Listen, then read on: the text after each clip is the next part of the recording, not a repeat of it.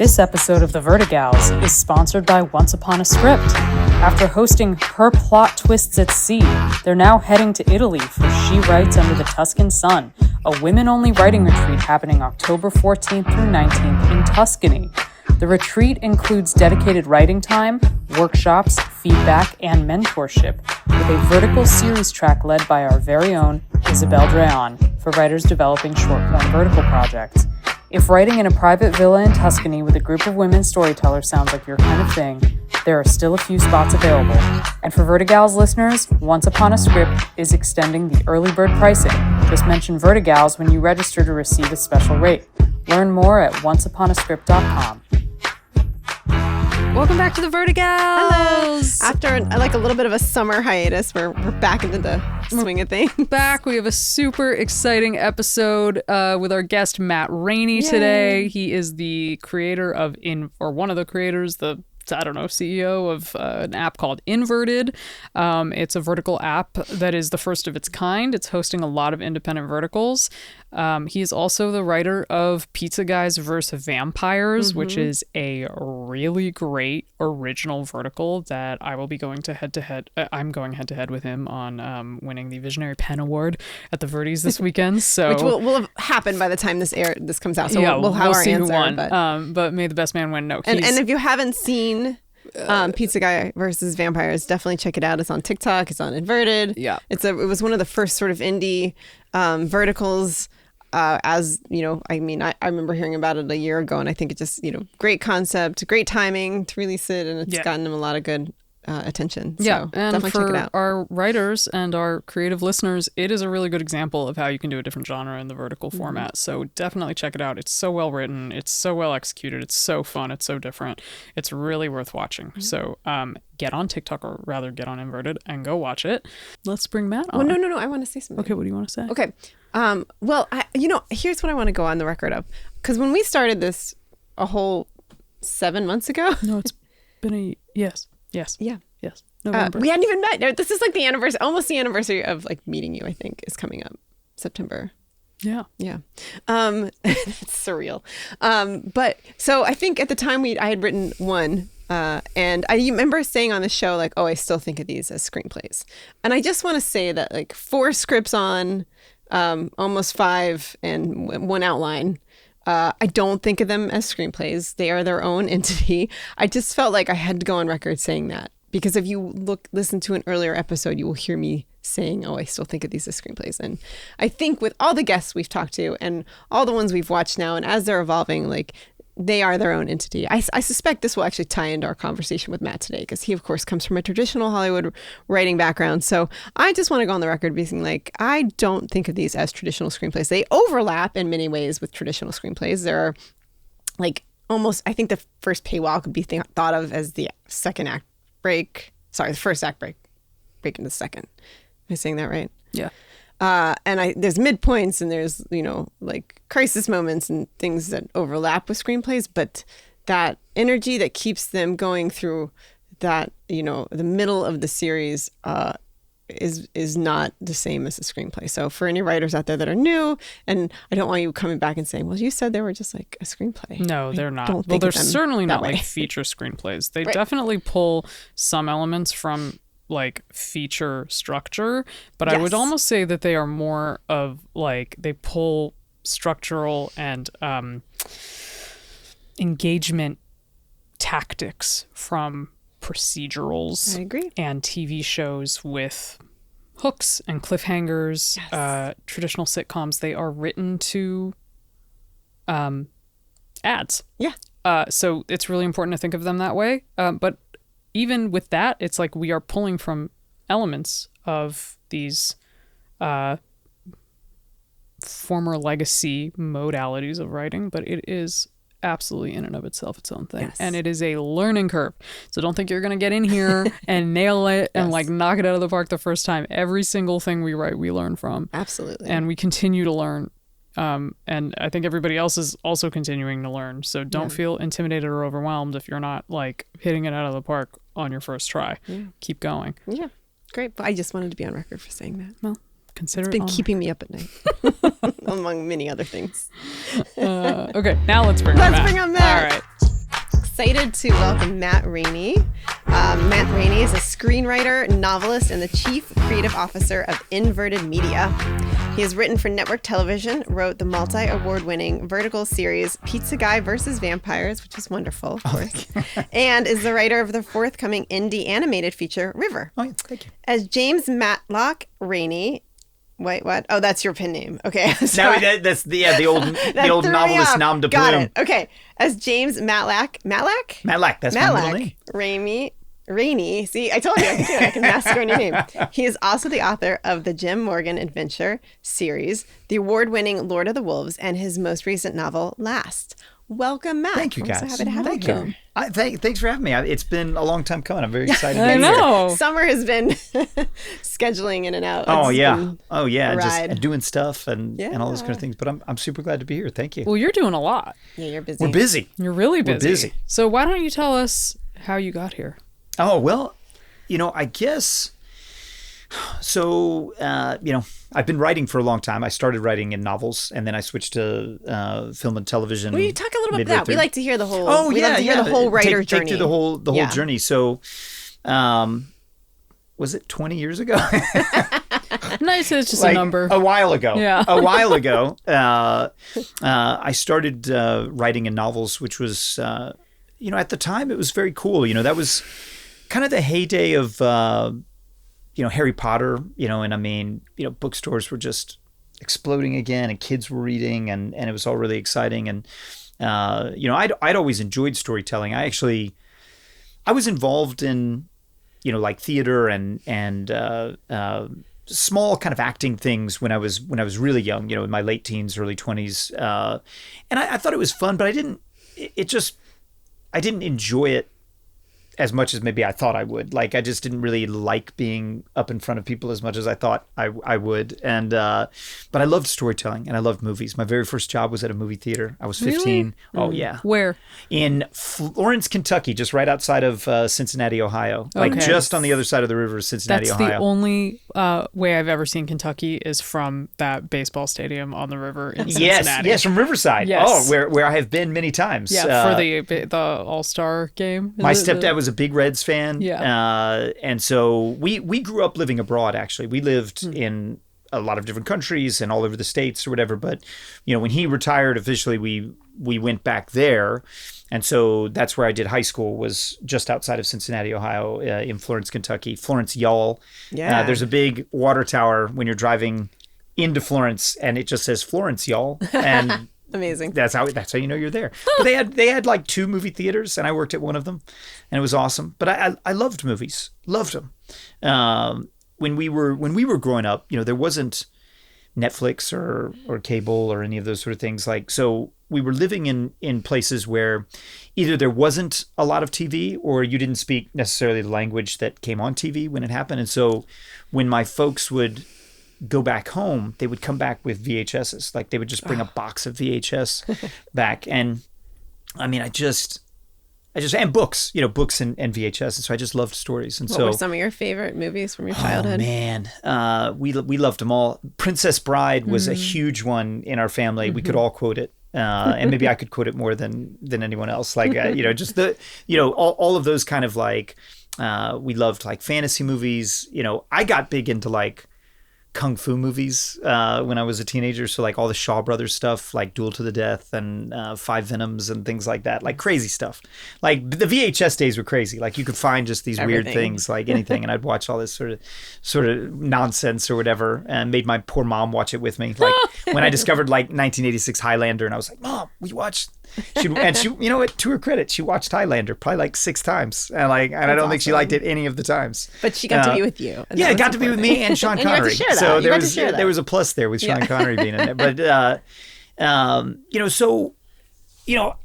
guess like it is with everybody who starts writing something, at some point you have this completely misguided belief that like I could do that. Like, I love all these things. Well, how hard can it be? How hard could that be? And nobody's trying that. Like, if I write one, surely someone will want to publish it or whatever. So, that completely sort of delusional, arrogant belief that you're like, I'll do this. I'm a smart guy. But I the wild thing is I just enjoyed it so much, Mm-hmm. and I probably wrote, I don't know how many things I wrote before, finally, putting something out into the world, but like a lot.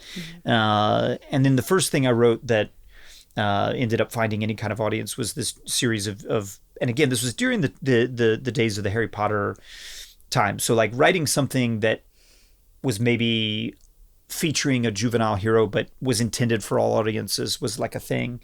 Before Twilight, really came along and sort of like shifted everything into a certain kind of YA direction. But I really enjoyed the act of it. And I actually I did a lot of book touring, mostly in Southern California. I was touring with a company called Mrs. Nelson's Book Fair that eventually got bought by Scholastic. And so they kind of disappeared after that.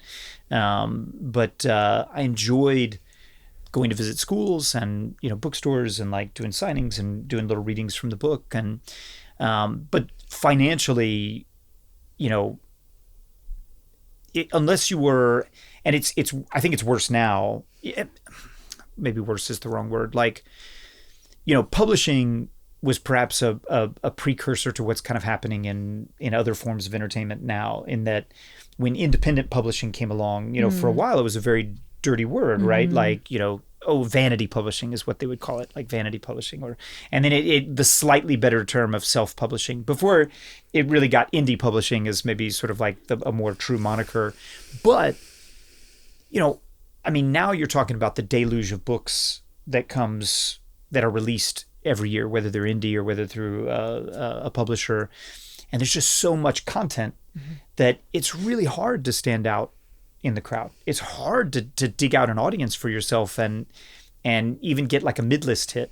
And, the publishers don't even put real money behind the mid-list novels that they publish, in terms of advertising. They kind of leave it all to the author to like, pursue social media and do things and like make your own way. So like, unless you are, in the upper, 0.5% of authors, like making a really good living as a book writer is really tough. So I took a year off and wrote a whole bunch of pilots. A lot of my friends worked in TV, which is really kind of what inspired me. And I saw the Were kind you of here money. at the time? Okay. And what year was this? Saw maybe 2014, 2015 or so. So, pre-pandemic, pre the fall of television as we know it, like when there was still hope, like, so I spent a lot of time, I wrote a lot of pilots. I won some competitions and, got representation, and then ended up writing on a show called Bull. That was a really great experience for me. But then, a lot of things happened, like the pandemic happened, the strikes happened, Bull ended, and Bull ended earlier than CBS wanted it to, but the star was just, I think he was done with the show, and that happens sometimes. And I think if Bull had kept going, there would have been a much cleaner avenue for me to sort of stay in maybe that network television kind of land, which, is probably the best way for a writer to make a living writing in any capacity. Like, I don't think there's anything better than writing for network television. Like, once you've tasted that network writing fruit, you're just sort of like, you always are like, I'd love to go back. But nowadays, if a chair opens up in a writer's room, I don't know, 600 writers are Well, there is that to... comedy show that has a weird name, something crate, something. And my comedy writer friend she told her agent she doesn't even want to bother doing it because there's 800 people interviewing for that job. It is that many. And look, you can't blame people for... if you get 600 applications, are we going to read 600 scripts? No, Nobody's you're going to hire your friend. friend. You're going to hire the person that what they can deliver. Or maybe your number two knows that and they these know are what they can established deliver. writers. These aren't even counting like aspiring writers. Aspiring forget writers. it. Like, you can forget it. Look, if you were not, I don't know, and I'm sure. Look, we're speaking in broad strokes, and I know that things happen, and, of course, and different experiences in different places. And but voices just in general, rise, of course. I think if you weren't a producer or maybe even a co-EP before, like finding a spot, because like those co-EPs are willing to take, negotiated jobs now. lower positions and that sort of thing to work, and so there's a trickle down effect that way. So, so I got really lucky after that, because I think for a lot of people, it got very bleak, after that. And it's not to say that it hasn't been hard for me and for my family, but the indie writing world has been very kind to me. Like I found a lot of work writing for directors who are wanting to go out and take work out, and writing necessarily wasn't their strength, but they wanted to go as sort of that package. And so sort of like ghostwriting was something that I did for a while, which was actually pretty lucrative, which was nice. And then writing for some indie production companies. River, which you were kind enough to mention, is in production and looks really great. It's animated. The first animated thing I'd ever written. That's great. Doing like a YA novel adaptation. A lot of just like indie film projects that have come along, and they don't pay, what network TV pays necessarily, but it's a paying job, and you're writing, and you can be proud of it. But in the course of that time period, I kept hearing these things about verticals. I was like, what is this? This is a couple years ago. And I had already at that time recruited my good friend, Jason Kiesel, who comes from the tech world and had created his own company. He was on the ground floor at MySpace. And how do you guys know each other? We played beach volleyball together for years. Nice. And, he moved from California and sold his company twice, which I didn't know that you could do, and was kind of living in quasi-retirement, but he loved movies, and we had become good friends. And so we actually were going to try to start our own kind of indie film production company. That was the original idea. We formed our company, Packed House Pictures, which still exists as our sort of production entity. And we were just kind of brainstorming and looking at very creative ways of funding indie film, like ultra low micro budget kind of stuff. And we were actually, in so far as deep as we were running like screenwriting competitions to like, farm material. We were creating all the websites and the tech and, for apps and things like that. And we kept hearing about verticals. Well, two things kind of happened at the same time. Flashback Pictures, who's a company that I've done indie film writing for, which I think you'll start hearing more about Flashback Pictures, because they've got some really interesting properties and really interesting projects on the way from an indie film standpoint. But they were kind of curious about verticals at the time also. And we kicked around some ideas, and we all really liked like 80s B-style kind of horror movies. We were like, Pizza Guys versus Vampires. Like, this sounds like it's a great title. It would be fun, and it just seemed like there were, you learn a lot as you do a thing, but like it seemed like there were kind of no rules with the vertical things. It's like, man, you can kind of try anything, give it a shot, see what happens. So I wrote Pizza Guys versus Vampires, and we made Pizza Guys versus Vampires. I ended up being a co-director on that one, and we had a blast. Yeah. And I think the way we were embraced by a lot of the creatives in the industry was really exciting. Like, Pizza Guys, for whatever reason, just sort of found its way into, I guess, the vertical zeitgeist of the moment on the creative side of things. It's on TikTok now, and now its views, I think, are finally, something to really kind of talk about in terms of people who are actually watching it and enjoying it.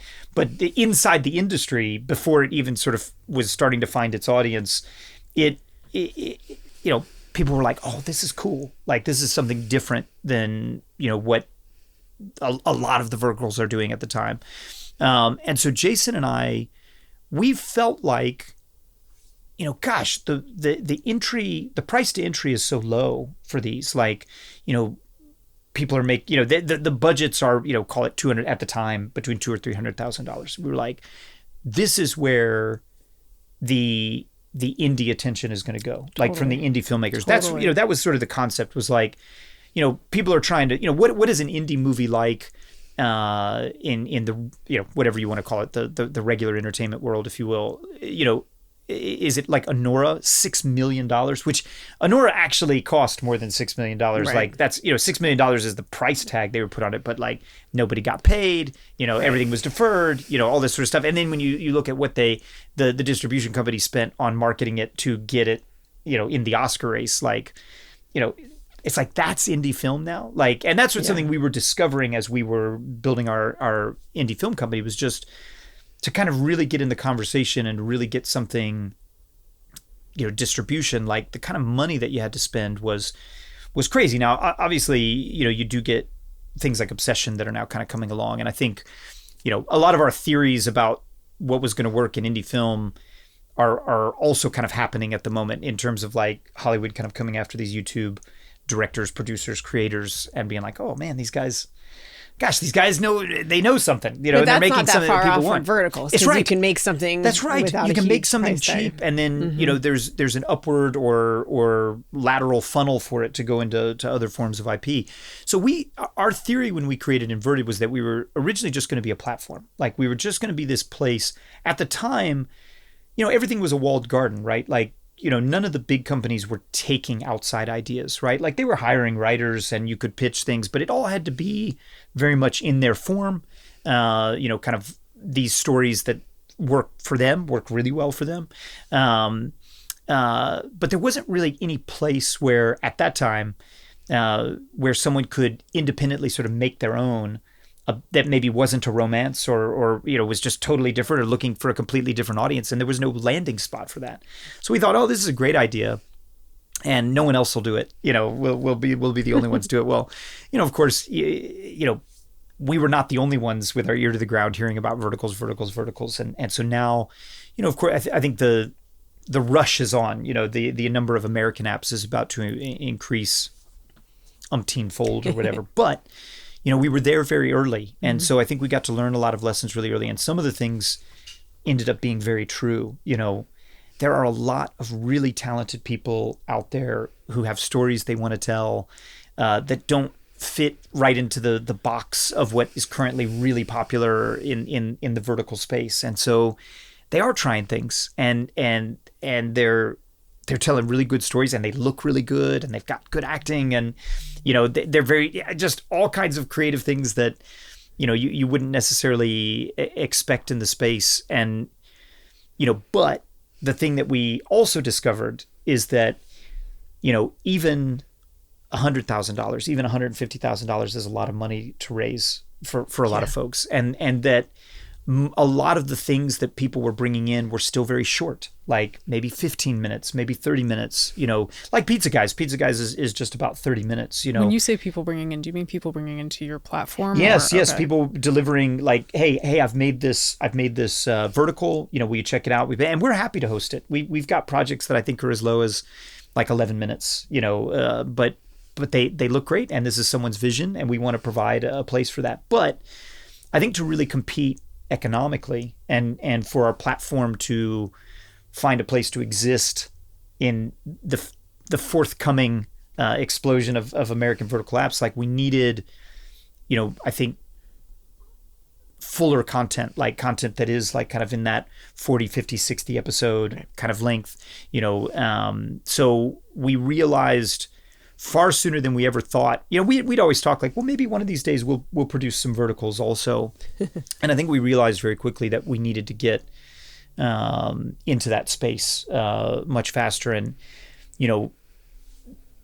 so we're doing that in a lot of different ways right now. And so I think we are, on the cusp of greenlighting, not just one, but our first few projects. So I have changed hats yet again, in that, I haven't been doing as much writing of verticals lately as much as kind of becoming a bit more of a creative exec, and like, looking at verticals and trying to find partners who are excited about verticals, and like trying to line up, all the talent to kind of make a package that this, so that this thing can happen. And we've been very excited to, work with TikTok. When TikTok it was first kind of announced that they were coming into the game, it was almost sort of like, was all this for nothing? Do we just could have waste our time? But TikTok has been very cool in that they they want to work through the American apps and platforms as opposed to against them. And that, I think, really changed the game for us and really opened up a lot of opportunities. Meaning they want to partner with the American platforms. That's right. So can you talk a little bit about what, and I don't know how much you can disclose, but like what does that sort of partnership look like for an emerging platform? Yeah. So, I'll try and not say anything that I'm not supposed to say, Right. I guess, because we do sign, NDAs and that sort of stuff. But, basically there's two main ways. And I think this is pretty common knowledge. So I feel comfortable talking about this, but almost anyone can try to co-license a project with TikTok, right? So if you're an indie creator, you can go to TikTok and try and co-license your project with them. Now, there's advantages and disadvantages to maybe trying to do that on your own versus trying to do that with a platform. And I think having a platform manage your distribution really brings the advantages of being on a channel, essentially, on TikTok. And so you're there with other projects, and the gravity of those projects working together, allow people to kind of surf through and find, oh, I watched this show and I've been brought onto this page, and now, oh, look, there's all these other shows. And I think that really helps a lot. We also are working very hard strategically to find ways to make sure that, even though our shows are on TikTok, that we're also driving people back to the platform to watch the shows, ad-free or, a director's cut or an unedited cut or whatever, because TikTok's content guidelines are relatively strict. Okay. So we're trying to find ways to increase views that way, bring people back to the platform so the platform doesn't just become sort of some vestigial organ. Like it exists, it's there so that you can watch the content in a very, in a very different way or a different form. And so, co-licensing, we're about to have our first 4 projects from our library drop onto TikTok as in our channel, if you will. And so we're very excited for that. We're very so excited there is a channel. It looks different. If you've gone onto TikTok and you've gone to, like, for instance, Reel Shorts page, it doesn't look like a regular TikTok page. Right. It doesn't look like, you've got like all the little tiles or whatever. It's rows of carousels of shows. Right. And then you can, there's a link right at the top to go back to the app. And so it looks more like a channel. Yeah. So you're scrolling up through these shows, and, like, all the shows have the episodes that you can then scroll across to. And you can see the view counts and all of that sort of stuff. So essentially it's a vehicle for marketing first and foremost, but it's also sort of like a community building branding platform for your and I think community proprietary building platform. is you've struck on a huge note in that, on TikTok you can comment, you can like, you can share, you can follow. And I think it is the thing, I mean, I don't know if this is true or not. Hindsight's always 20/20, and I certainly am not as smart as the people who started Quibi. But I feel like if Quibi had come after TikTok had really exploded, Quibi maybe would have looked a lot different and maybe would have survived. Like, TikTok is the vehicle that I think makes verticals kind of what they are. Like, there's no trailers for verticals, really. Like, not as sort of real marketing. Like, it's a moment in the show is the marketing for the show. And that's very different. And you write differently when you do that way. Intentionally, you're like, hey, we need certain numbers of episodes of this show to, like, be able to be a thing that can go live in this ecosystem, find a viewer and bring that viewer back to watch the whole thing. And so, I think that's what makes verticals not film and not TV is that element. And TikTok really is that space. Now, other entities are getting involved, your YouTubes and your Metas and all that sort of thing, like getting into the Reels and the series and all that kind of stuff. And I'm sure, that I think it's probably good that that'll create some competition and other sort of landing spaces. But TikTok to me really is the platform that made the vertical possible, if you will. Well, like, they call it right? movies for the TikTok generation. Right. When did you, as a writer, come to that to understand verticals that way? Like, what was the journey to figure out, like, oh, this is what they're about, this is how they differ? I think we learned a lot doing Pizza Guys versus Vampires. Like, to be completely honest with you, like, we heard, you just hear about this vertical, and when you're in the entertainment industry and things are hard, and you find yourself, even if you're a little bit on the outside, not even fully on the outside, like a little bit on the outside looking in, you're sort of like, gosh, if there's an opportunity for me to do something a little differently and, find some success or find some traction or make some money, like, you're going to give it a shot. And so, sometimes you learn by doing. Now, obviously we did a lot of research, like we researched VertiGals, but research is one thing, doing is another thing entirely, and you, as I think as proud as all of us are of Pizza Guys versus Vampires, I think there's some things we didn't learn until maybe after the fact or during the process. But, that understanding that I think verticals in their best form, it's still a story. You're still trying to tell a story. You want to tell a really good story, but you need to have these moments that can act as the full marketing vehicle for what this thing is. Get people interested enough. When we talk to TikTok, what's really interesting, verticals have these titles, right? The titles that basically like, this is what the show is. Yeah. I don't know that TikTok is convinced right now that those titles even matter as much anymore. Like, do you have to have the title that says the whole thing? We were very curious about that. Not that we're opposed to having titles of movies that we produce or whatever have the full theme or the plot sort of spelled out there, but like, we were just curious. But it's like, that's not even as important as that clip and the comments and the engagement that clips creates. Like, that is how people come to watch your show. And I think if we're very proud about we're proud of a lot of things with Pizza Guys, but Pizza Guys doesn't have, I don't think, the splashy numbers in terms of views that some other verticals have. I mean, it's only got like 14 episodes, so your view count's going to be affected that way. But its retention is really good. Mm-hmm. Like, people who watch Pizza Guys end up watching a lot of Pizza Guys, and so I think that's the balance, the tightrope that everyone's trying to walk, right? Like, because you can go too far in the other direction where you're trying to make all these episodes work as these moments, and it can create this sort of Frankenstein, and it's like it doesn't feel organic. It doesn't flow. Like, it doesn't flow, and so like maybe the episodes are getting massive views, right? But like the qualified views or the retention or the watch through rate isn't necessarily super high. And then and TikTok was very honest about this with us. You go in the other direction where people come in where it's like, oh well, it's just a movie cut up into a bunch of small bites, and if I write a really good movie and cut it up into small bites, it'll be a great vertical. Well, that's not true either, because you haven't created those moments with the intention that that's going to live on TikTok and capture someone's attention who can just swipe through and capture it long enough to get them interested enough to just hit that button. Yeah. That's hard. Like, that's a really hard thing to do when like that next dance video is on, or that next, whatever video is coming, so. And is TikTok like, I mean, I watched Screen Time on TikTok, and at the time, or on Pine Drama, and at the time I was getting advertisements.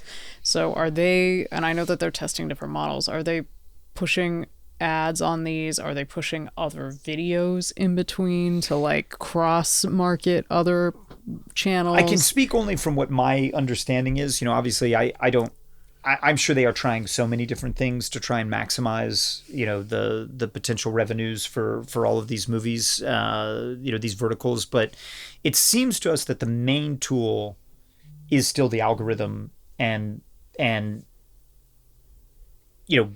sending those clips out there into the main TikTok world, and then bringing those audiences back into like sort of this vertical bubble that exists within TikTok. Mm-hmm.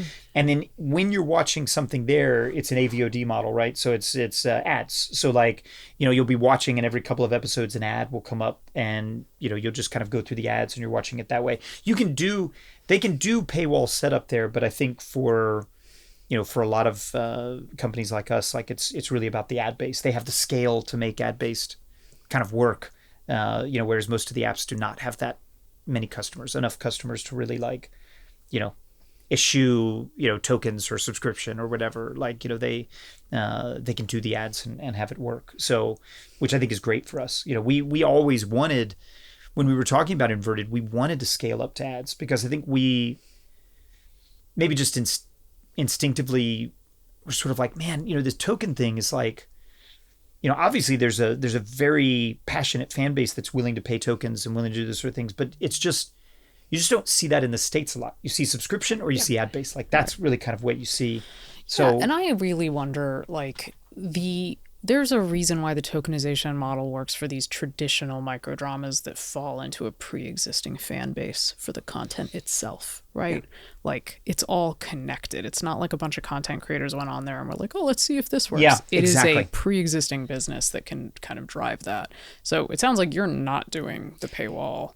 Well, we are right now. We are. That's what exists on Inverted at the moment. But we are very actively, looking at like subscription. Will be probably I think in theory at the moment, I was laughing with someone we'd had a meeting with these creators like 2 months ago, and then had a meeting, with them, and it's like, I think everything that I said ended up changing, and so it's sort of like this vertical world is evolving so quickly. It's like Planet Genesis and Search for Spock. Like totally. You can't it's like nothing is stable. No. So forgive me if I say something now that's like completely different in 2 weeks. I'm not lying. It just changed. Well, this episode is coming out next week, so at this moment right now while we're recording this,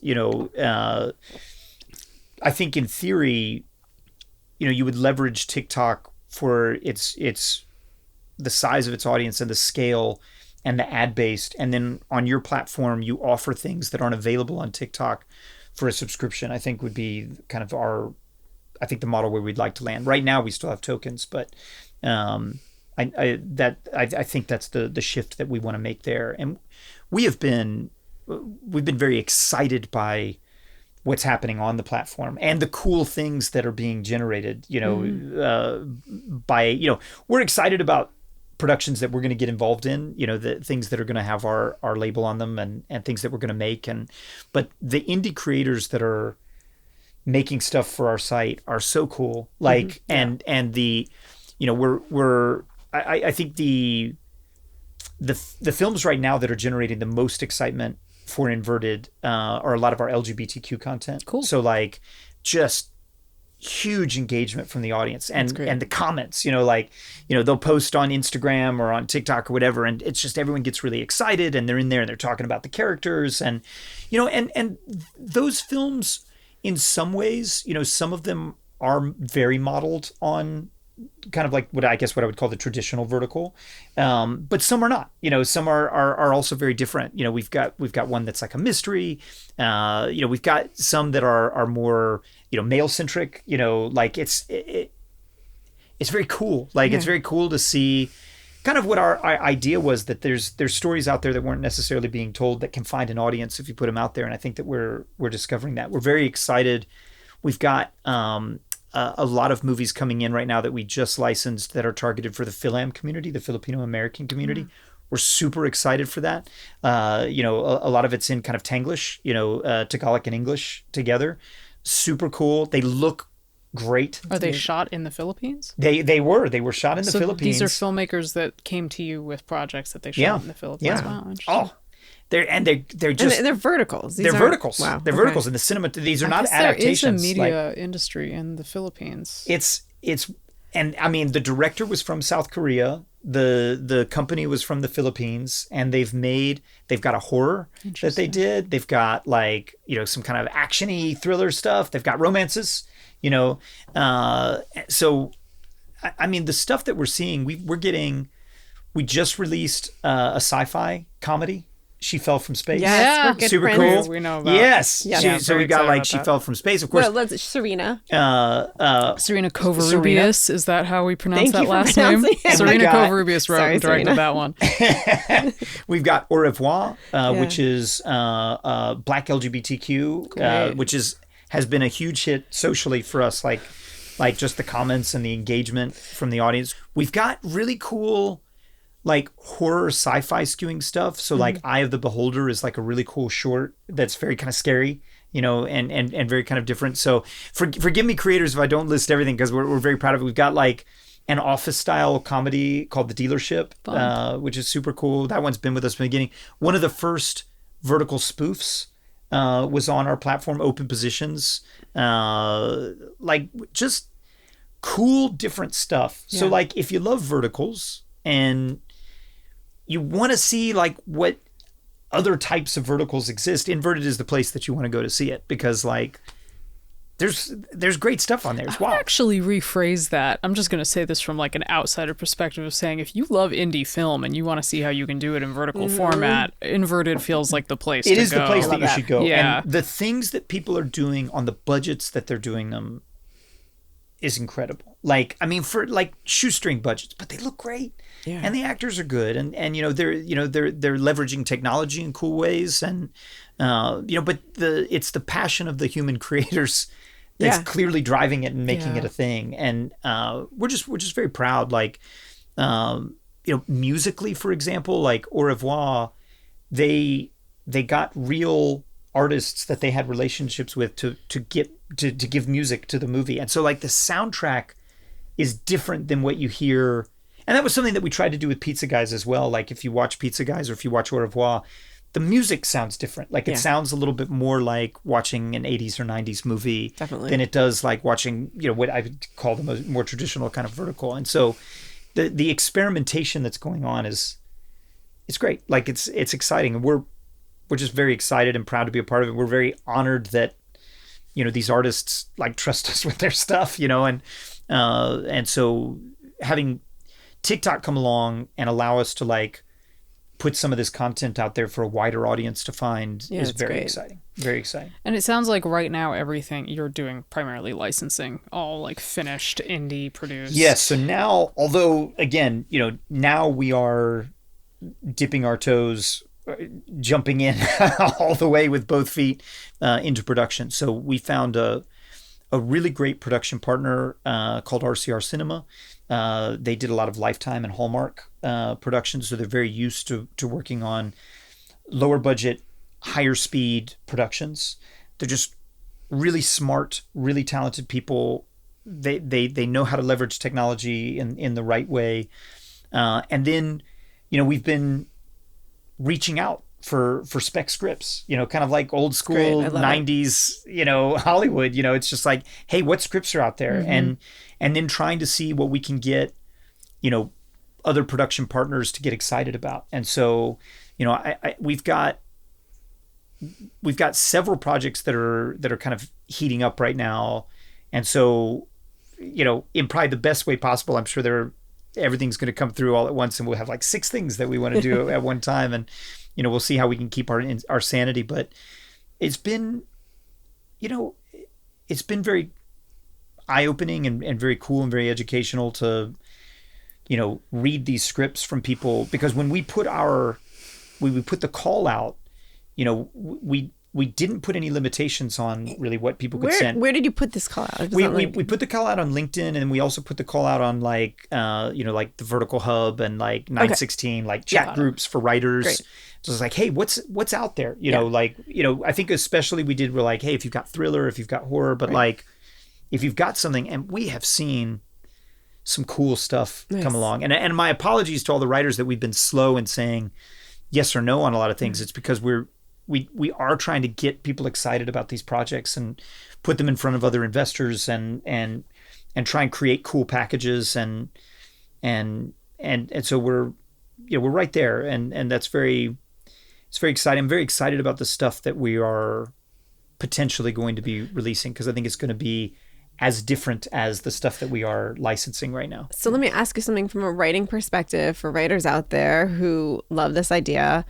What are you like? What in a script gets you excited? Look, take all of it with a grain of salt. We're one platform. I think I wouldn't want to discourage anyone from doing anything that they want to do. Like, I think if you want to try something, you should try it. But I think what we want more than anything else, more than any genre, like, first of all, we want to try genre. Like, that's what we want to really look at.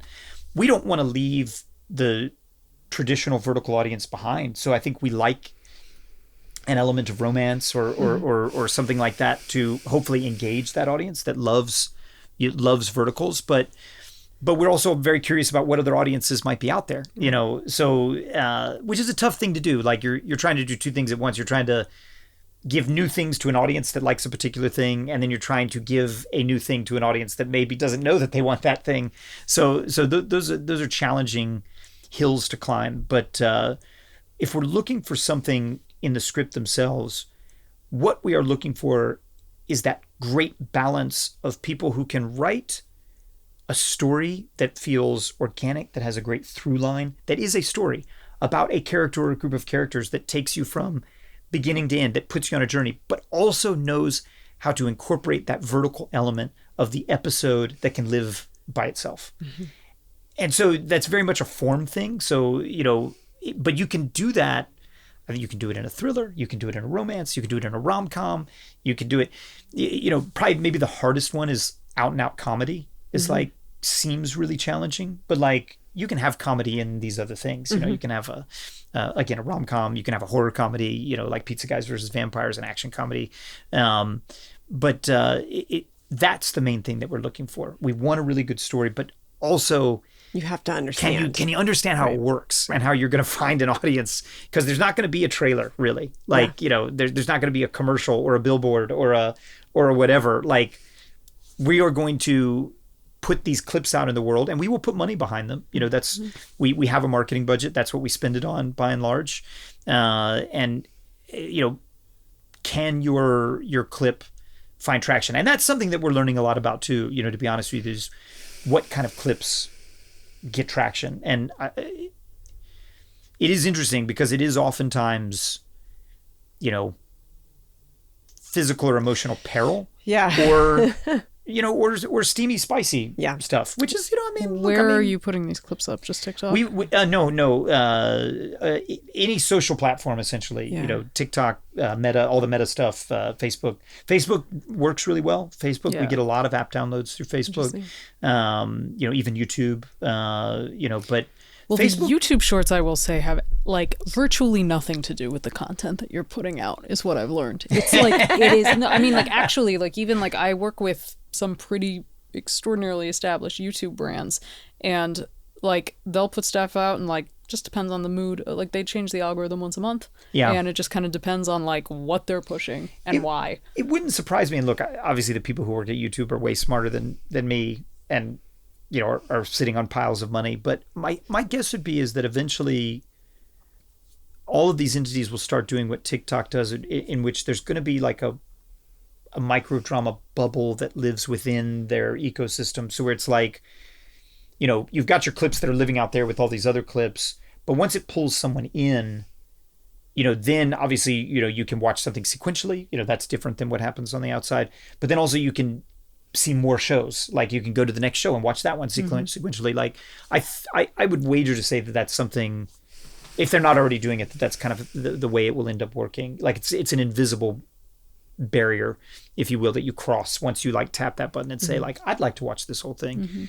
Then you can watch more whole things, and it just becomes a different experience. And then of course you can tab out, right? Like, okay, back to regular YouTube or whatever. But I think TikTok probably does it best right now, and helps people find shows and gets those shows big numbers, so.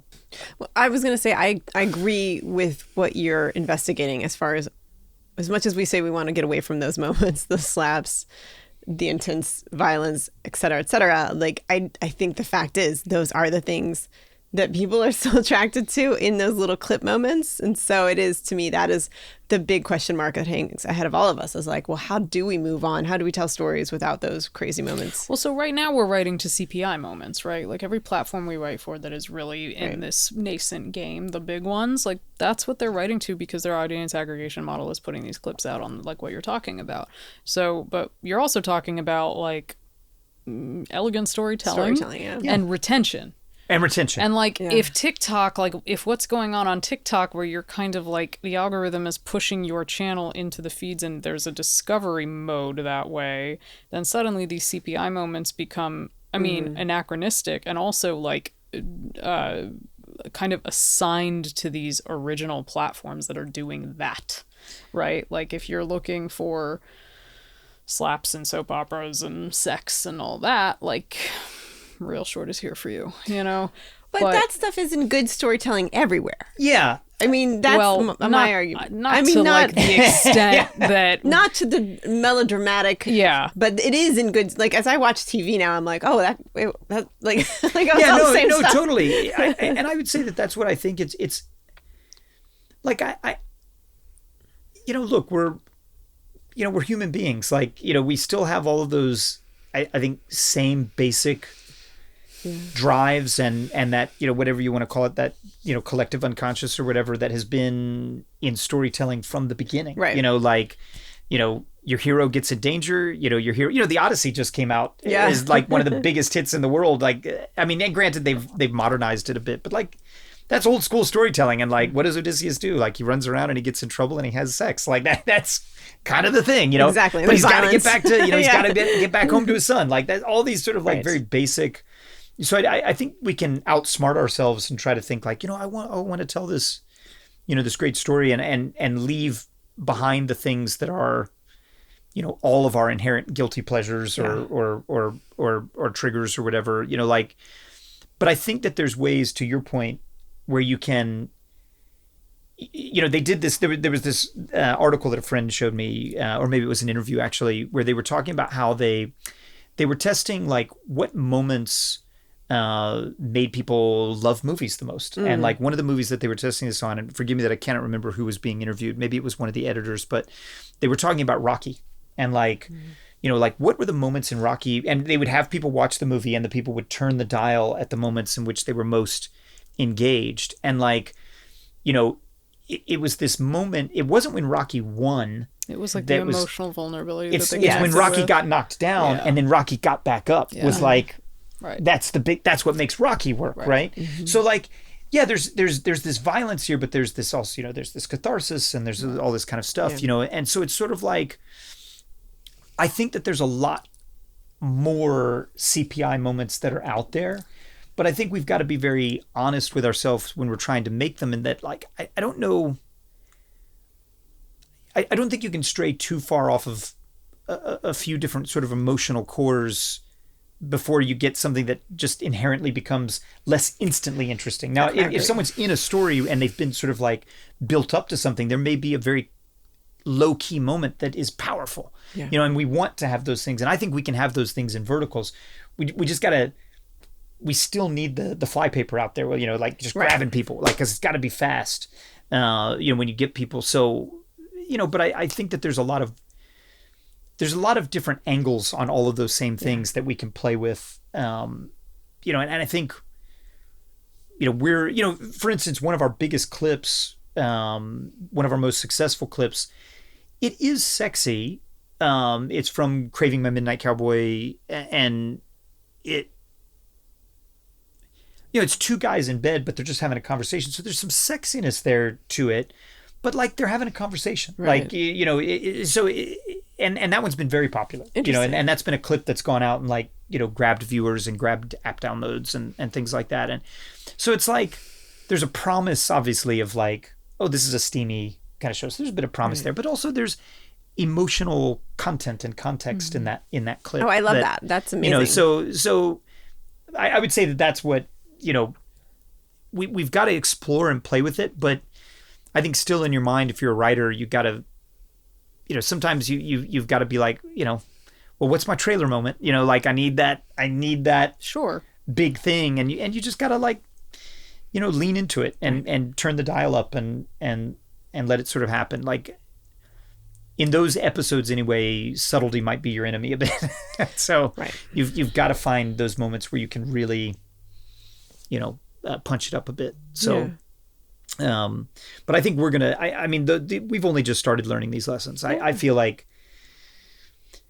I could come back in a year and talk about, oh well, these are the clips that are like, we found that these kind of clips like really work, and I never would have known until the first one did it, but right now,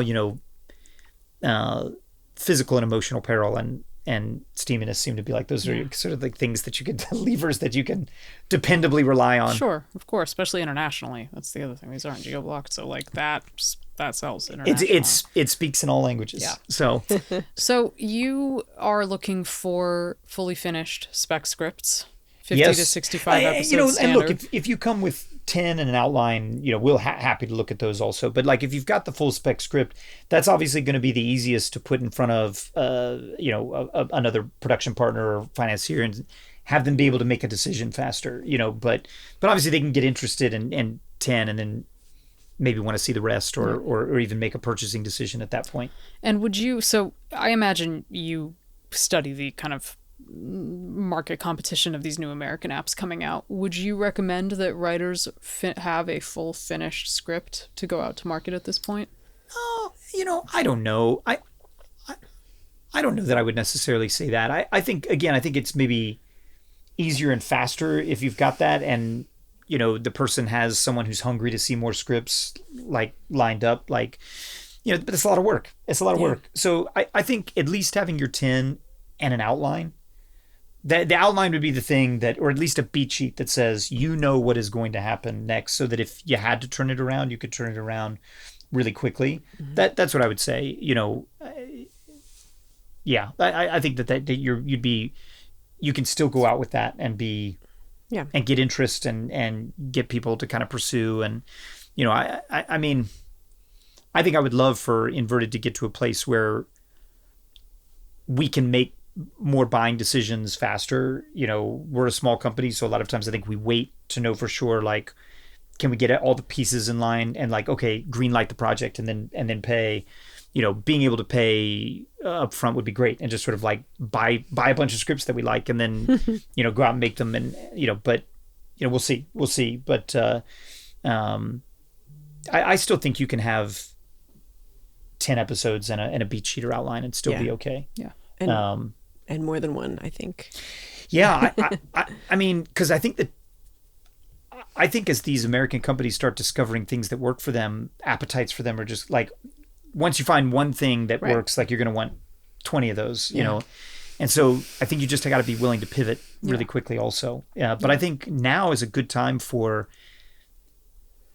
maybe if you're a writer and you're out there and you're trying to make it work, like have your traditional vertical sample or script that you can, that you're going out with to the big companies who do pay up front. But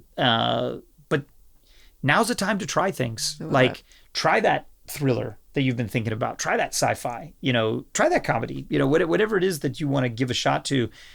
There's companies out there that will take a look at it, and more coming, so, Movie Picks just signed with something big with BuzzFeed, like there's, Hooray's doing another one. Like they're going back into the game after Screen Time and a big, huge hit. So like there's options out there. Like, it's almost like a faster paced 90s Hollywood where 100% spec 80s. scripts, write your spec and get it out there. And and look, I will say this too. I think there's a lot of people who are getting into verticals who were either really nascent screenwriters, or maybe this is the first form of narrative entertainment that they're getting into. You can't write just the first 10 episodes and expect to get better at something. Exactly. Like if you keep writing the first 10 episodes over and over and over and over again, you're going to get really good at writing 10 It gets episodes. much harder after the first. It's really hard. And we're look, what we have seen, and by the time you get to episode 40, you're we debating have gotten a lot quit. of great stuff. And so I would like to encourage I think we've been impressed by what a lot of writers have sent us, better than what we thought they would get. But like the middles are hard. So hard. And look, middle act storytelling is super hard in any format. Writing novels, the middle of the novel is the hardest. Writing a movie, the second act is the hardest. The midpoint is tough. But like the repetitiveness sets in in those like 30 episode, what do we call it, 25 to 45 or whatever, in that range somewhere. All of a sudden you're like, and here's this beat again, and here's this beat again. And so to get better at that, there's no easy way. You got to write the whole thing. Well, I am finding, because what doesn't exist in the early American, and when I say American, I mean Chinese app stories, are B stories, right? And B stories are what help traditional screenplays go on. What I'm finding is that when there is a B story, when somebody has managed to kind of have a romance and there's something else going on, the drag doesn't happen as much. And I think that's more sophisticated writing, and I think that's where these are going. So, and harder to balance when you've got to remember that I'm using this clip to bring someone in. And so when they come in, they're probably going to need that character for a beat or two longer so that they can, and then that transition into that next character has got to be really smooth. Maybe it has to happen mid-episode or something like that and not on an episode break so that the person gets locked in and can sail in on that story and know that I'm watching the same story. And look, that's a higher level writing skill also, is that even though you might be writing a B plot, you're still telling the same story. Exactly. Which is, that's hard. That takes a lot of practice to get good at, right? And it still feels like the same story, and you still feel the same momentum towards that same ending that's building on the other plot thread. And so those are all things that you have to think about when you're doing this when you're trying to do this a little bit differently. And it's a challenge. Yeah. And so you'll only get better at it by trying the whole thing. Yeah. It's the only way to do it. Over again. It's Keep crazy. writing. That's writing. Keep writing. Keep writing. And get notes too. Like you have to. With this whole thing, like, we've been fortunate that we get work regularly and work with producers and platforms. Like, that is I can read books and take classes and all that, but like the doing is how I build this muscle memory, and it is muscle memory. Yeah. You said you've got to get notes, and that's 100% true. You have to get notes on these. You've got to get notes from people who are good. Who know what they're doing, because it's not intuitive. And you're writing to, like, I know that like a movie is contained, and to some extent a TV show is contained, but you're writing to like a whole new level of containment, not just visually, but like production parameters are far more limited. The stories, even when you're writing a B storyline, it has to like very immediately service the primary storyline. Like, there's no room to go off over here.